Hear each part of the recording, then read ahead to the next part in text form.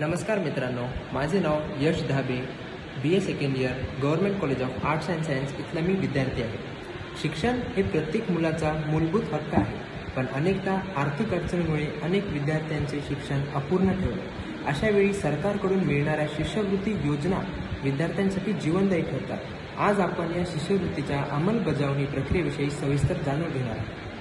शासकीय शिष्यवृत्तीचे मुख्य उद्दिष्ट म्हणजे शिक्षण सर्वांसाठी समान संधीने उपलब्ध करून देणे, आर्थिकदृष्ट्या दुर्बल विद्यार्थ्यांना मदत करणे, समाजातील सर्व घटकांना शिक्षणाचा लाभ मिळवून देणे, उच्च शिक्षणासाठी प्रोत्साहन देणे, विद्यार्थ्याचा आत्मविश्वास वाढवणे.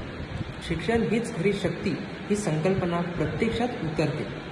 सरकार दरवर्षी विविध शिष्यवृत्ती योजना जाहीर करते.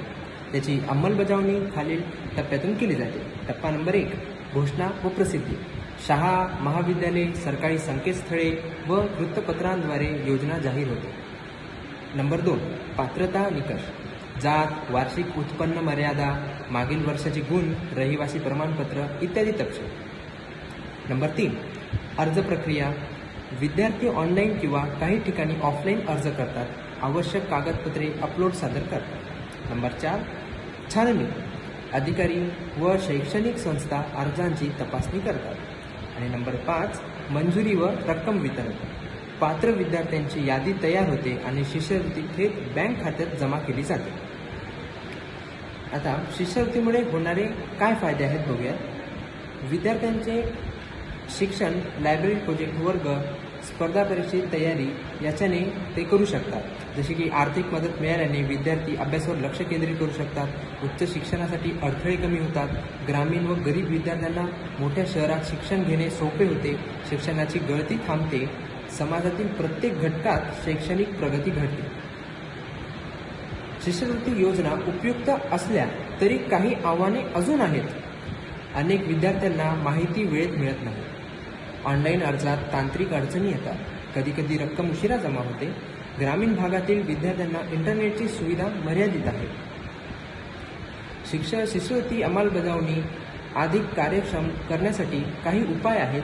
जसे की प्रत्येक गावात माहिती केंद्र स्थापना करणे, अर्ज प्रक्रिया अधिक सोपी व मराठीत उपलब्ध करणे, त्वरित हेल्पलाईन व मार्गदर्शन सुविधा, शाळा व कॉलेजांची विद्यार्थ्यांचा फॉर्म भरण्यास मदत करते.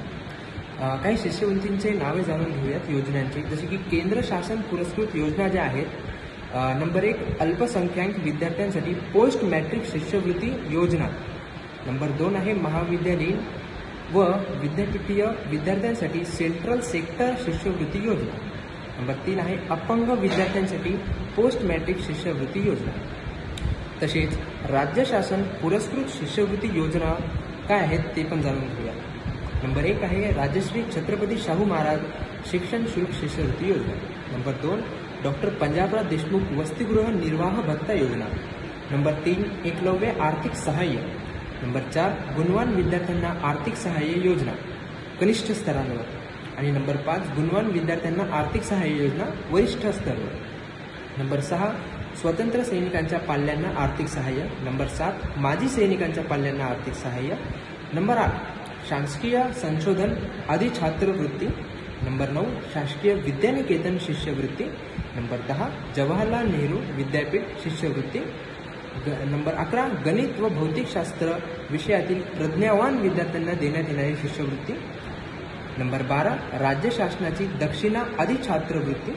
नंबर 13, राज्य शासनाची खुली गुणवत्ता शिष्यवृत्ती.